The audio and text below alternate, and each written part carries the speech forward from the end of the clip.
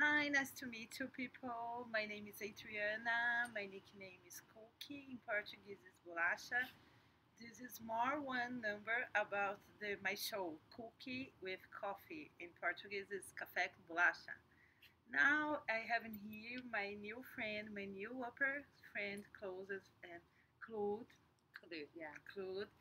And she have a very interesting and amazing history about her life because it's the history about how difficult, how hard it is to women is free in different cultures. Now, Claude can talking about, please.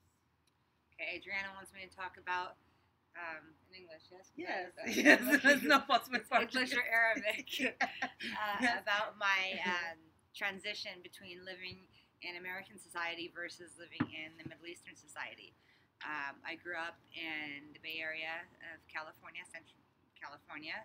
You will And be born. I was born in Chicago, Illinois, so Midwest area. And at 3 years old, the family moved to California, and we resided in Fremont, California, which is South Bay.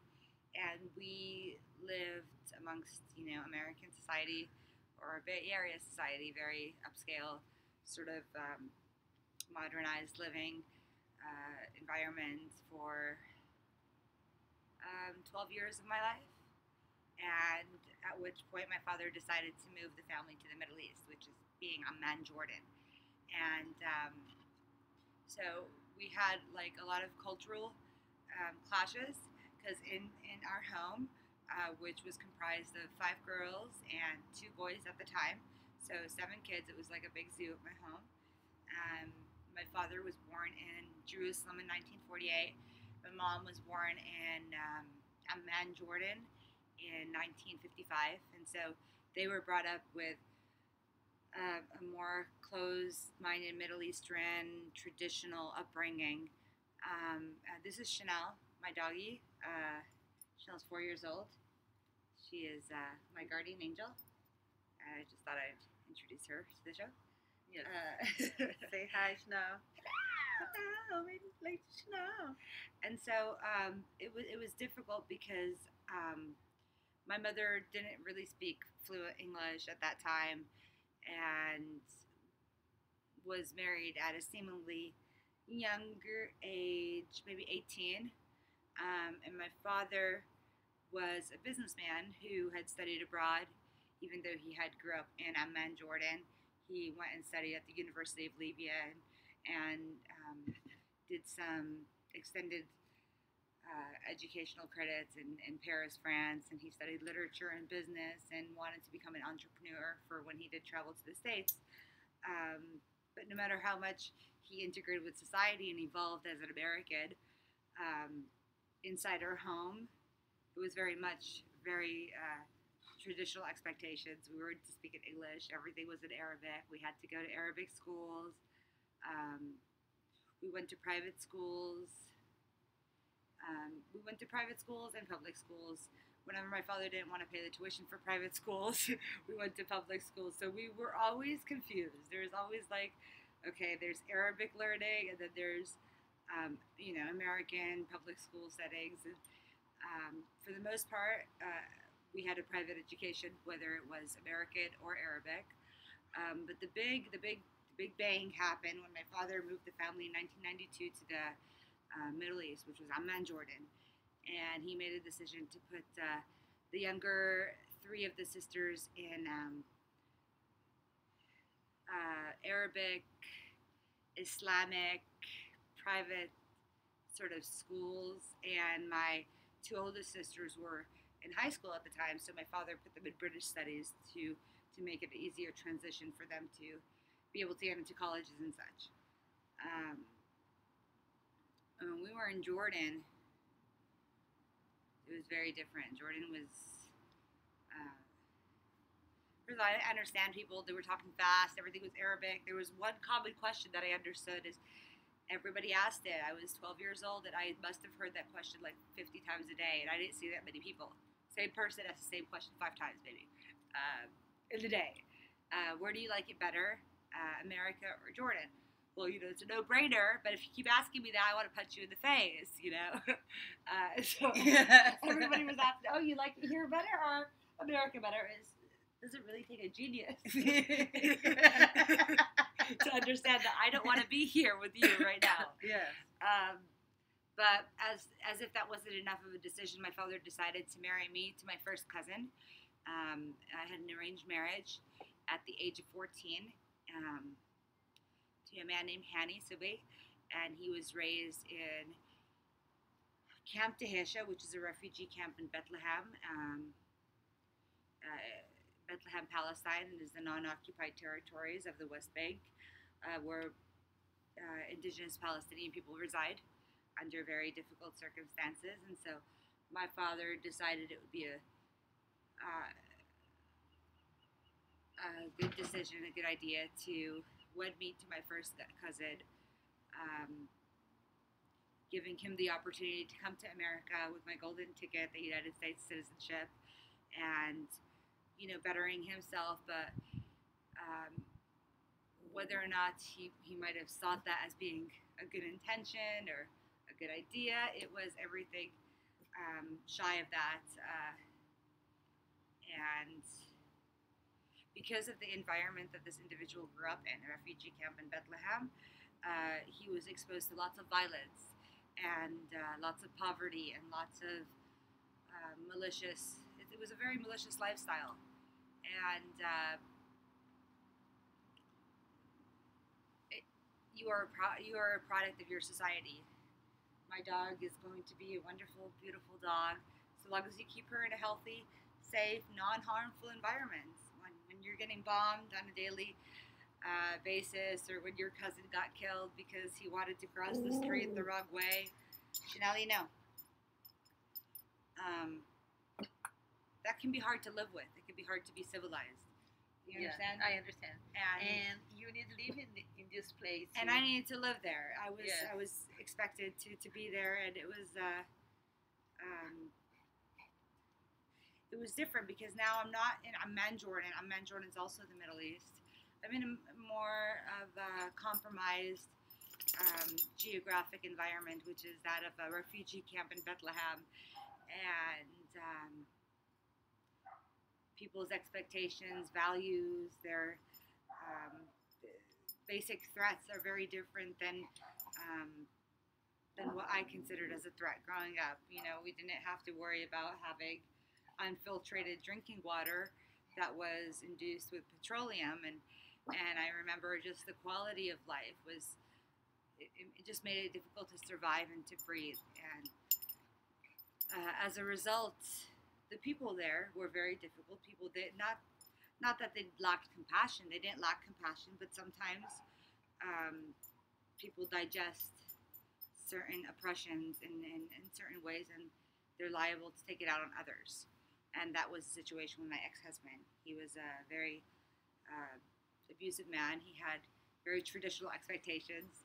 He wanted me to wake up at the age of 16. We had gotten engaged at the age of 14, but legally married at the age of 16. And he wanted to get me up in the morning so that I could not only bake him bread, but I had to he wanted me to actually make the dough, bread dough, and then let it ride. Let it ride. And he brought me this little machine. It's really, really very, very different expectations. Yeah, no. You make bread. Make a product. And I'm like, but why would I make bread? The man over there, he sells the bread. Why am I gonna make? I couldn't fathom a reason that I would do that. What's the problem? Why? We can buy. We can just buy it. You don't have to go through all that work.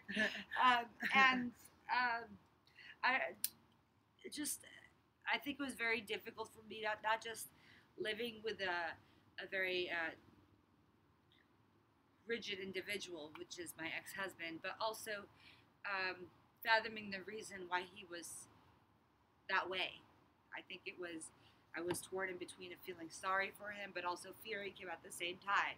Like, why are you such a monster? Well, he's such a monster because, he doesn't have a good quality of life. He doesn't have good shoes on his feet. He doesn't have quality vegetables or access to a good education or that people in Israel or America or other places in the world might have, and it is a form of oppression and genocide. And so, at the young age that I stood, I understood that to be sad. But at the same time, I was 16 years old. I didn't feel like I could save anything in the situation. I just knew that I needed to get out.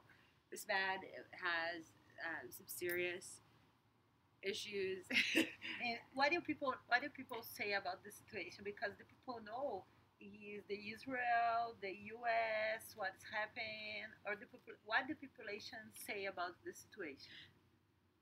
Well, I think people now, this day in society, that they have a better understanding that it's not just Palestinian children or rock throwing terrorists. It's it's a little bit more clear cut that Israel wants for all Palestinian people to be dead, and at whatever cost necessary.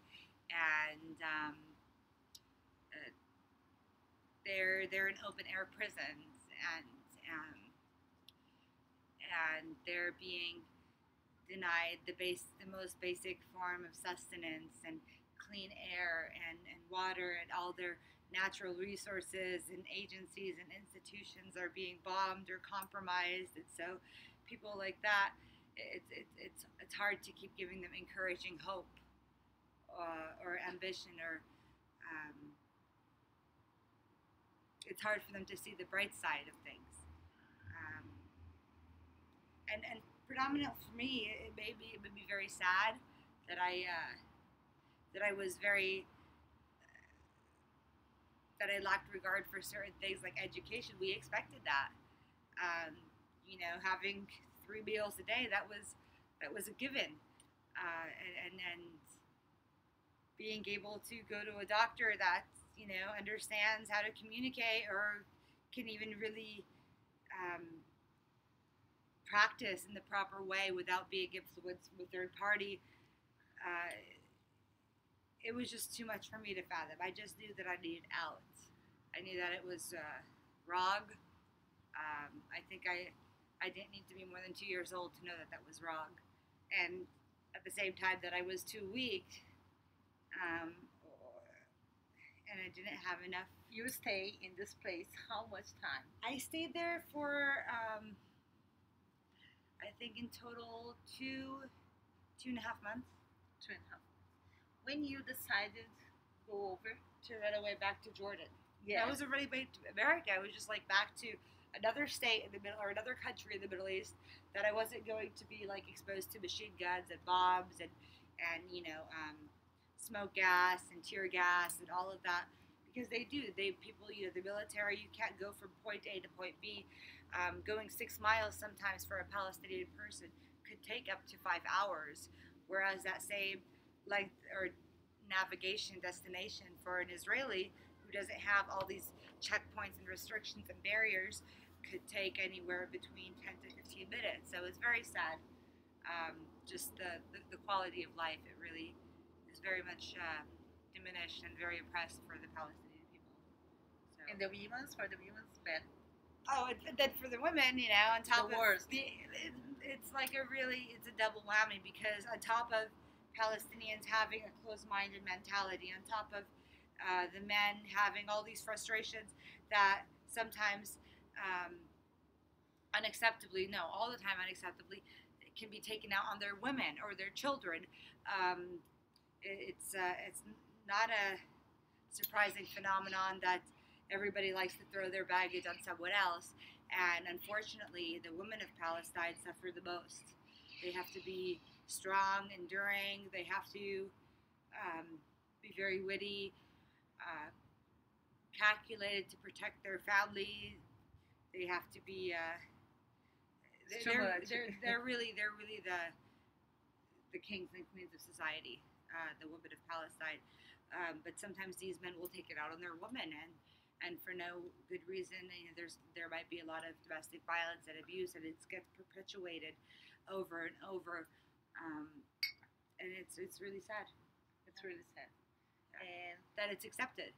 What are you told? That we can be in a setting. I remember I was invited to dinner, and somebody was relaying something to my husband that was not true. And it was like a family dinner get together after our thingy.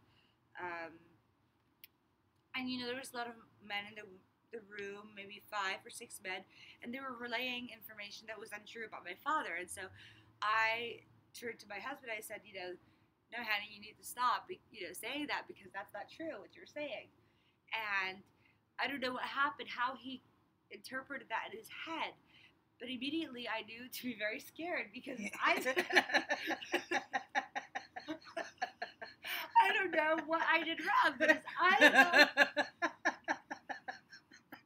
I can imagine. And the fire. It was horrible. And the fire, and then he said, I'm sorry, everyone, me and my wife, we have to go now. And I'm like, no. No. I'm not sure where we have to go. I don't want to be here, but now I don't want to go. Somebody save me. And there was lots of communication. Communication about, like, he didn't understand that I was just saying you're merely incorrect. He interpreted it as me saying to my husband, "You have to shut up. Yeah. You are a liar, and you must shut up." Yes. And that and so he, as we were leaving, I remember he grabbed my arm and he said, "Don't you worry. You just keep walking straight, because once we get into our home, I am going to crack open your head." And I remember walking with him. Not knowing who to call for protection. Who can I say, please? I'm not used to abuse. My father, even though he was conservative, he wasn't an abusive man. He did not have that.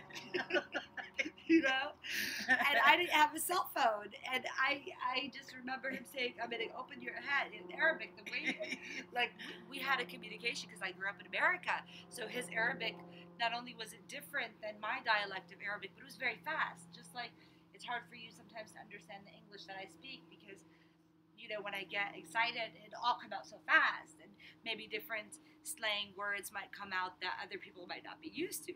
But I remember taking proper Arabic grammar when I was growing up as a child, and I remember the vocabulary that he uses. "I'm going to crack your head." And I'm like, no!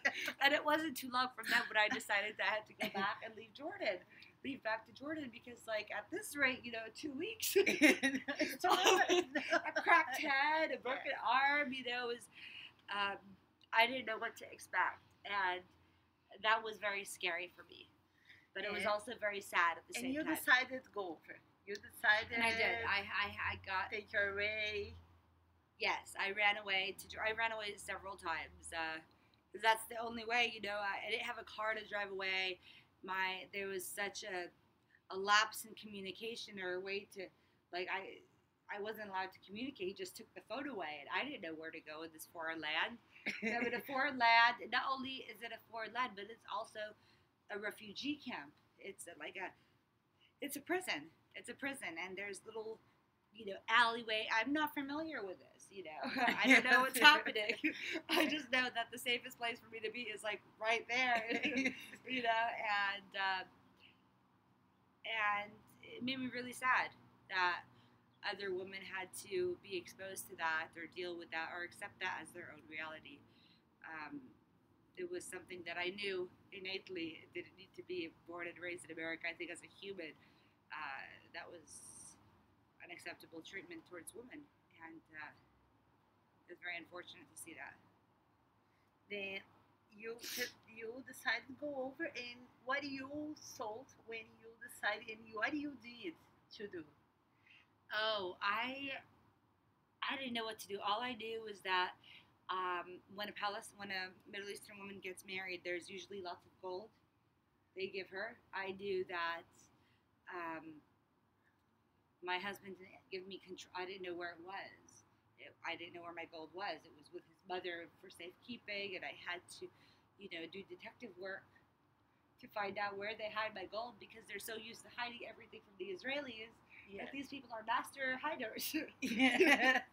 And I knew I needed that. I knew I needed some sort of finance, or or tangible money or something, gold to fall back on if something goes wrong. I knew that much, and so I found the gold, and I took that and I packed maybe one suitcase, like a small suitcase, and everything else I just left behind. And I called on, I figured the most efficient way to get out of there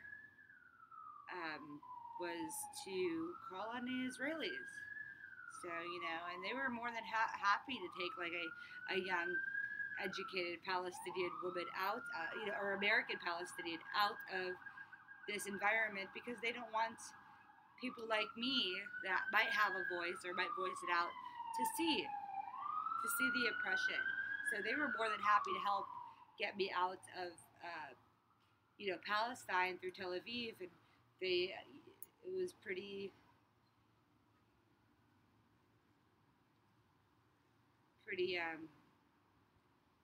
It was nice, but it was also very sad because I knew that their intentions behind helping me were not because they cared about me, more that they didn't want somebody to smell their shit.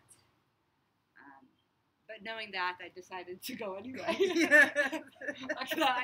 I just didn't feel like I had the power to change anything at that time in any way. There was.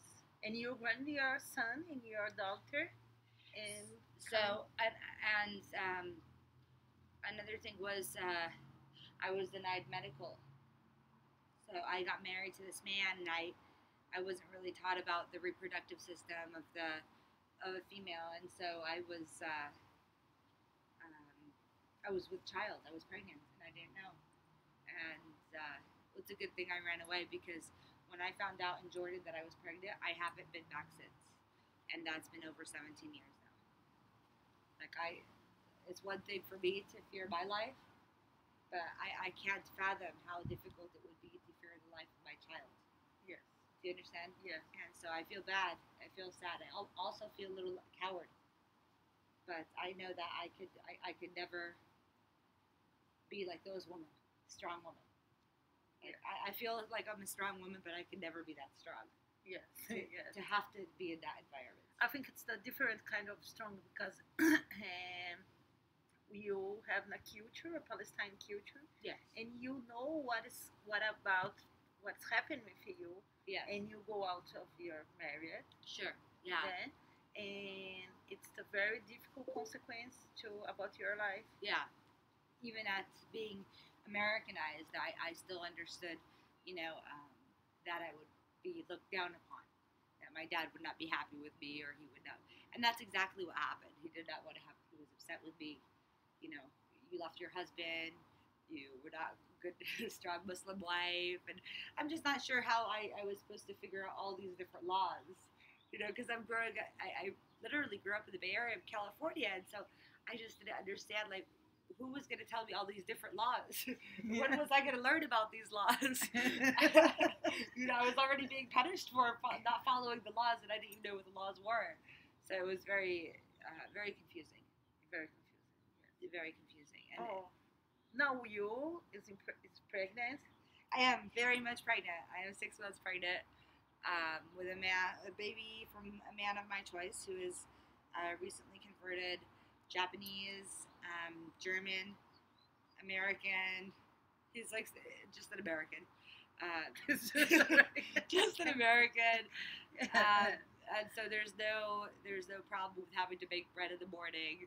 Or I remember also, I couldn't understand. He brought me a machine, like a little oven. It's like stationary, kind of sort of like toaster oven that you can make bread in, and it just looked very dangerous. It was just one wire sticking out of it, one plug, and he brought flour, and he said, now we're going to have, bread in the morning. And I remember remembering his mother's hands, how they have so many marks and burns from probably that. Yes. I'm like, no, I don't want that. I don't understand why we need to do that if the man is right there. Yes. He sells it right there. But yeah, it was nice to see the architecture and the beautiful land that Palestine and the Middle East has to offer, but it's very difficult to have to follow and abide by the laws that govern that place, and the culture as well. Yeah, thank you, Claude. Thank you. It's a pleasure. Always, anytime.